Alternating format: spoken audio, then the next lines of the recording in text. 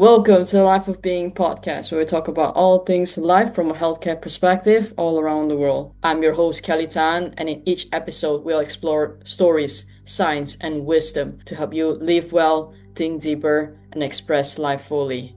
Let's begin. Today we're excited to have a special guest. We have Jyoti Schonfelder coming from beautiful Bali. Jyoti is a chiropractor, nervous system educator, author, and mind-body alignment coach with over 2 decades of experience. She developed the Adjust Your Mind method, combining chiropractic principles with modern neuroscience to help individuals regulate their nervous system, shift limiting patterns, and unlock their full potential. Based in Bali, she works globally and in Singapore, integrating chiropractic care with personal development. Inspired by her own journey of self-realization and transformation, Jyoti is passionate about guiding others towards greater alignment, resilience, and a more empowered way of living. Jyoti, welcome to the show.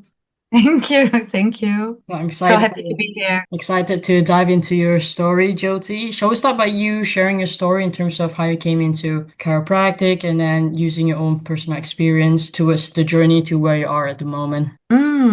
Yeah, thanks, Kelly. Thanks for inviting me. How I got into chiropractic is actually quite an interesting story. I met my husband, my Schonfelder, in like a waterfall somewhere in Australia in 1998. And at the time, I was, I think, about 29. I never heard of chiropractic because at the time in Holland, chiropractic wasn't so much mainstream. So he was in his last year of his studies. He studied in RMIT in Melbourne, and he just started to share his passion, his gifts with me, adjusting me. I didn't have any like obvious symptoms at the time, like I didn't have any physical dis-ease or pain, but he just wanted to share his passion with me, and he's really passionate about chiropractic. So, and then something quite remarkable happened, and it happened quite instantly, where all of a sudden my perspective changed. So I had, from my perspective, from like looking at life as an outsider, I all of a sudden started to look at life from inside out. So before I can explain it a little bit. Like before, I was like looking at a life like as a game, you're standing on the sideline. And now all of a sudden I was kind of participating in life. So that was a real, like a massive, shift for me. And I knew that was because of chiropractic. And what was interesting was that I didn't have any obvious symptoms, but I was extremely disconnected from myself and therefore feeling disconnected from others around me. So that was the first major shift that I got really inspired. Like, hey, I got so much from chiropractic, and I just felt like using chiropractic as a vehicle to give back what I received. So this is where I wanted, the longing and the dream started, where I wanted to become a chiropractor myself. At the time, I was a trained actress. Actually, I went to acting school at the time. So, life happened. We started a family. We decided to move to Holland because chiropractic at the time wasn't so well established in Holland. So we found a really lovely beach town in Holland, and we started a family there. And I started my journey of becoming a chiropractic. At the time, you couldn't study it in Holland. Now there is a college, Travis, as you know, probably. But at the time, it was not possible. So I started physiotherapy first. So I got my physiotherapy degree and thought, at least I can get some exemptions. And then we started to explore chiropractic in the UK. And at the time, we set up our own clinic in Holland. And I started to fly back and forth for 5 years to obtain my chiropractic degree. And, life happened. I started to work in our clinic, and I started to be in this chiropractic world. And then on a personal level, what I noticed, in the meantime, we also moved to Bali, actually on our way to Australia, but we kind of got stuck here in Bali. And as you know, we have a clinic now in Singapore because we can't officially work in Bali as a health professional. But on a personal level, what I noticed, and that this kind of morphed into the Adjust what I call the adjust your mind method, is that I still felt, even though my nervous system was regularly regulated, I received a lot of chiropractic care from, Visma and other chiropractors, which has helped me tremendously over the years. Like I owe everything to chiropractic, I can say. But however, I still felt like I felt quite stuck in many ways. I felt my nervous system, especially on like a personal level where I wanted to maybe set up a business or grow and develop as a human and achieve things on not just chiropractic, but on other levels. And I noticed I was still really stuck. So I started to look for ways to, first of all, to help myself. And then, yeah, I developed this adjust your mind method, where I wanted to also help others. So it's just a different way of using chiropractic principles to help people. So more through the mind. So I call it the adjust your mind method. It's like using chiropractic principles, but through a different portal as opposed to the body, what we use with traditional chiropractic. How does it look like then when you're working with your client in terms of using your method that you've developed, and what will be the difference between what you're doing and also what someone else is doing? Well, so when I typically work with clients, one on one, we're working more about, okay, so we're using one of the main principles that we use in chiropractic, but also use in the adjust your mind method, is that I work with tension. So if you're looking at tension as a concept, like tension always seeks resolution and it follows the path of least resistance. So this is like a natural principle. That's what I love about chiropractic, because it so uses natural principles, and it uses more principles, but this is, like kind of a core principle, I guess, that I use. And how everything is actually born out of tension, like tension is needed to create. But often when you have a tension between, where you are at now and where you want to go. So, we're human beings, we always want to grow and develop, right? Most of us do. That's kind of natural. We want to develop as a human. We want to learn new things. And often that means that you go from where you are now to something new, right? Something that you haven't been yet. That's, I guess that's growth, experiencing new experiences, learning new things. So, and there's always tension between where you are now and where you want to go, right? Because there is a difference. However, let's use me as an example, because I kind of, first of all, developed this because I needed it most, right? So I'm not so good with tension. Like, I don't like tension. No tension at all. I don't like tension between me and people, maybe, when there is like some sort of a disagreement, or like I guess I'm a bit of a peacekeeper, so I'm always kind of Like, toning down tension. Yeah. And this is about learning how to hold the tension of opposites. So within your nervous system. So if your nervous system doesn't have the capacity to hold the tension of opposites, and when I talk about tension of opposites, I mean the tension of what is and what is not yet, right? Your dream, your vision, where you want to go. I collapsed. So that means my nervous system couldn't somehow hold that, and it kept collapsing back into safety, which basically means that you're either stuck. So that means that you're either downgrading where you want to go. So for example, let's give you an example. This is not like a personal example, but it kind of speaks to the fantasy. Say you really want a Tesla, right? You've been dreaming about it, and you think those cars look really cool, and I really want one, and it's really great, but that creates tension, right? Because you don't have that yet, so you start to wanna have that, but you don't have it yet. But then maybe the tension is too much, and then you start to downgrade it. You go like, oh, maybe Tesla is not so practical, here in Bali, because, and, people start looking at me and thinking I'm something, or, you start to downgrade it, and then you kind of settle for an electrical bike. So like, okay, maybe an electrical bike is also okay. So do you know what I mean? You keep downgrading your vision. So basically you're not really growing into your full potential. And that's what we want as chiropractors. We help people to live their full potential, right? right? That Mm-hmm. they can actually express their full potential in life. So this is what I work with a lot, where you start to learn how to hold those tension of opposites. So that means that you have to know exactly where you are now. So you have to be really radically honest with yourself, like, okay, this is my current reality, and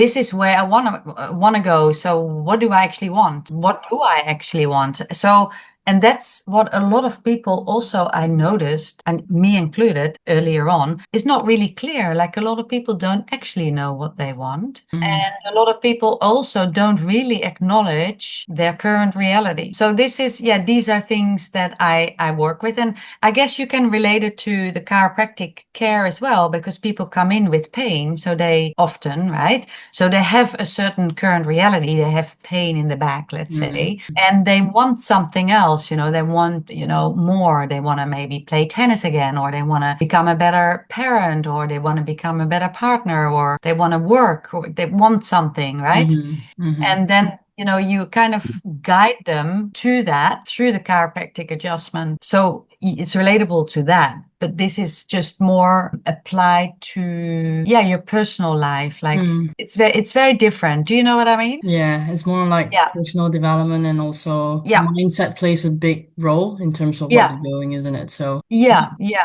this So you're looking at patterns as well, like, mm, there's certain compensation patterns that we have in the body, right? And compensation patterns are always there to keep you safe, right? mm, Or to keep you out of pain, to avoid pain. This is quite relatable to our body, the compensation patterns that we develop, they're all to avoid pain, right? mm.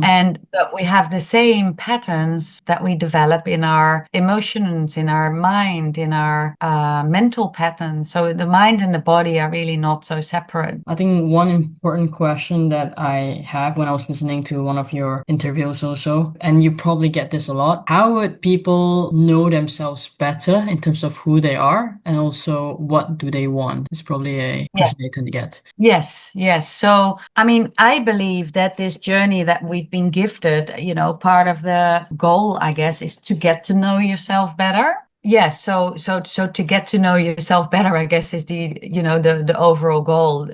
I guess when you get old and you hope that you've achieved the things that you want to achieve, right? The things that we're all longing for something. We all have a heart. We all come here with, I feel, with like a purpose or something that we want to express, our gifts that we want to express in the world. I believe we're all longing for something, like we all have something that, like some sort of unfulfilled part of ourselves, I guess, that we want to, call into being, that we want to learn and want to share. But often people just don't know what that is, and Mm, they kind of get swept up in life, and at some stage in your life you might wake up. I mean, you're still young, but at some stage of your life you might wake up and you think, hey, what do I actually want? I've been living, and especially for women, I think, because we are mothers and we are naturally caring and naturally supporting, like that's mm, like a role, I guess, that we've been labeled to play, but also that's a really beautiful role where you are in the role of supporter and mother and all of that. But then a lot of women and a lot of people just get lost on the way. They wake up one day and they think, what do I actually want here? mm, Especially also maybe when your children leave the house and when you're a certain age. And then, yeah, what I see is a lot of clients just stay stuck, like they say, stuck in like an old pattern. Like sometimes I relate it to like a rocking chair, So you have a few different patterns that you can, and they're really related to the nervous system. Like the rocking chair is like you're going forward and back. So you go towards what you want and then you go back to safety, mm, So you're going back and forth, which is typically, it is actually a combination between sympathetic and dorsal vagus dominant. The mm, sympathetic part is like, okay, I want something, and you've got the energy and you're taking steps towards it. But then your nervous system somehow perceives it as unsafe, mm, whatever that mm, new new thing is, or the unknown, it's unsafe, and then you collapse back into safety. So that is a pattern that I see a lot with people. And of course, there is the complete collapse, which is the complete dorsal vagal state, where you don't even have the energy, the available energy to take the steps towards what you love. And then, of course, there is the fight flight, where there is a lot more energy, but then you're constantly on the go. You're never really taking time to pause and relax. And of course, the ventral vagal state is where you are mainly in a, I mean, you don't want to be too relaxed. There's always this balance, right, between a little bit of stress and support. So if that is in balance, then I think you create the circumstances to grow. If you have too much stress and no support, your nervous system collapses. If there is too much support and no stress, that happens too, right? When you're maybe grow up in a really protected environment, then there's also no growth. So you need that kind of real balance between support and stress. But of course, often most people don't grow up with that. Like the most ideal situation is that. But of course, because when you're adult, you can choose that. You can choose it deliberately. You go, okay, what do I actually want, and how do I want to grow, and how am I going to create these circumstances to grow and really express your full potential and, the pure essence of what you are. If someone is stuck in their old patterns, what would be one thing that you advise them? Okay, so my work, when I work with people, I do involve the body as well, because I believe that the nervous system, you need to speak to the body or speak to the nervous system through the body. So the nervous system doesn't speak words. You have to, that's why chiropractic works so amazing, because you speak through the body. So I do include the body in my work. And what I'm doing is I'm really connecting, I'm using different areas of the body. I'm really connecting in the areas that feel expanded, because there's always areas in your body that feel expanded and connected. And there is always parts of you that feel stuck. Right. So if it's almost like when you've had some sort of traumatic incident, and trauma sounds really big, but I call any traumatic incident or event, I name that when it is an event that happened that you haven't fully integrated yet. So for example, and trauma can happen on so many different levels, right? You've got physical, emotional, mental, but let's say there is, and often, they often do happen when you're a bit younger. Say something happened, and it doesn't have to be like really, really traumatic, like abuse or any of in that realm. I'm talking like mediocre traumatic. Let's say in my case, for example, let's say I grew up of course it was a different time, like 50 plus years ago when I grew up, but my parents were, they were not really they were kind of just more busy with themselves. So you can say, there was emotional neglect. I wasn't like abused in that way. And of course, there was always enough food and I had, it was all kind of protective in that way, but there was not much like emotional support and neglect. So I grew up and you can say that, has been, like events that happened that I haven't fully integrated yet. Like it was kind of, my body just went into a fight flight, as a kid. When something happens that you don't understand, you store it in your body, but you can't fully integrate it yet. Does that make sense? So so the nervous system is then used as literally like you shove it in your back somewhere, you shove it away. Sometimes I compare it with a little drawer. Everybody has a drawer in the kitchen where you just chuck your stuff in that you don't really know what to do with. I don't know if you have one of those drawers, right? And it just keeps going, like little paper clips or whatever, batteries, whatever, you don't know, doesn't have a place. You just store it in there. And at some stage you can't open that drawer anymore, So it's the same with us in our nervous system. Like we store a lot of things in there that at some stage it becomes a bit sluggish. And then of course you get symptoms and dis-ease, which is actually great because at least you go and look at it then. But anyway, so I started, storing things away. And those are parts of you that you literally are disconnected from your brain. Does that make sense? This is where fragmentation happens. So it's a disconnection, you can say. You know how I said in the beginning, I felt really Mm. disconnected from myself Yes. when we started, right? This is Yes. how I started when I received chiropractic. I just realized, oh my God, I was so disconnected Yeah. from myself, actually. But this is part of the fragmentation that happens when you store trauma in your nervous system. So fragmentation is the same as disconnection, or is it just like I'm gonna tell Yeah, it smaller? yeah, like it's almost like sometimes I compare it with, let's say, let's say an event happens that Mm. is, unsafe for you as a child, and you don't quite understand what is happening, but it's an unsafe event, and you know Yes. how we are all hardwired for safety, Yeah. so you protect, right? Mm. You go in protection, and it feels a little bit like almost like when you drop a glass and it Mm. shatters, it like the Yes. glass Shattered breaks some. it in different pieces. It's Yes. almost like that event, it's almost like starts to stores in your body Mm. fragments. Does that make sense? So different Mm. parts of you become disconnected, like Mm. energetically also, but also on all different levels. But like you can maybe compare it with, I don't know if you have that when you get triggered. I don't know if you get triggered. Often you get triggered by your family, right? So you go to your family and you get triggered. And it's almost like a part of you responds that is not you. Like I have that with, in my case, my brother who really triggers me. And my Mm. husband, when I go and visit him with my husband, Vismai, he like after that, he reflects. He's like, wow, you really just, act very differently, and Mm.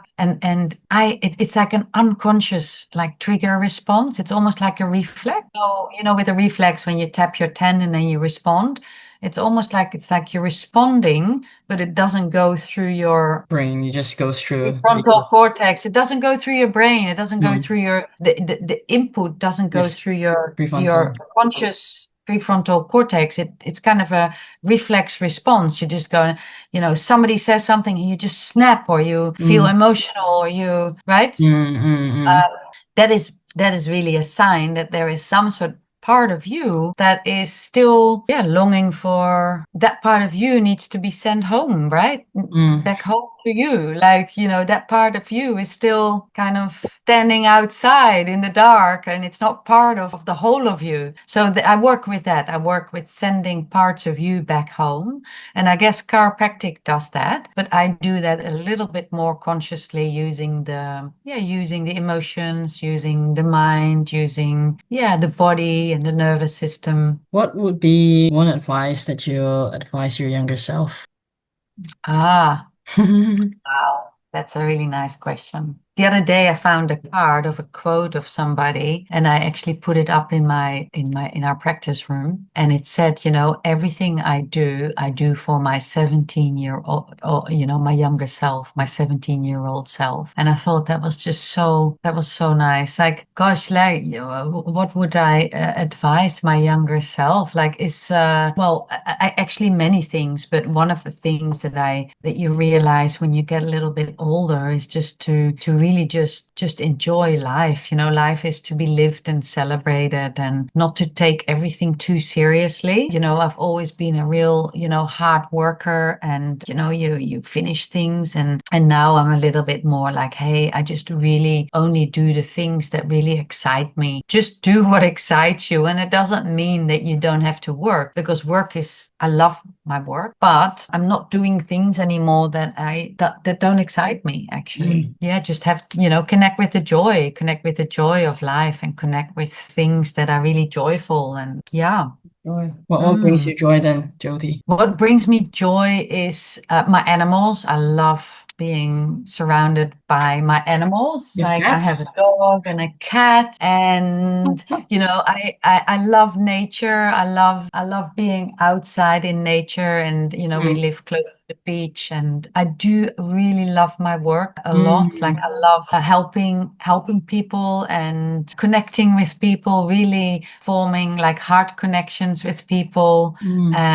I have a huge love for people generally. Like, I think we are just wonderful, although we mess up, a lot. And I just have a great love for people. And, I really know that the bigger picture, the state of the world world where we're in at the moment is really, we're really not great. I guess when you compare it with school, we're kind of in, maybe in kindergarten or first grade, we're really Mm. learning. Mm. But, we're learning, like, and I have great trust in people and I, yeah, generally have a great love for people. We talk about you have a daughter in London and also a son that's doing his own clothing line also, Yeah. right? Yeah. Yes, yes, yes. What is something that you impart to your children or hope to that they will get out of life? What's one thing that you Mm, impart to them? Well, I guess because they grew up in Bali, so Mm. we left Holland when Finn was 9 and Dali was 12. Mm. So they grew up in a real unconventional way, kind of outside of the box, Mm-hmm. which I love. So one of the things, of course, they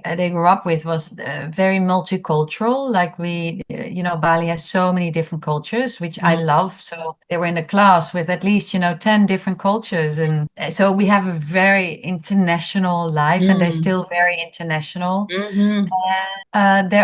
They're both really ambitious, actually. I would say they're more ambitious than me. And I guess this is also part of me not liking too much tension. I kind Mm. of like to be a little bit in my comfort zone, and I'm quite happy to just be at home and with my animals and the people I love around me. And Mm. but yeah, they're both quite ambitious in what they want to do.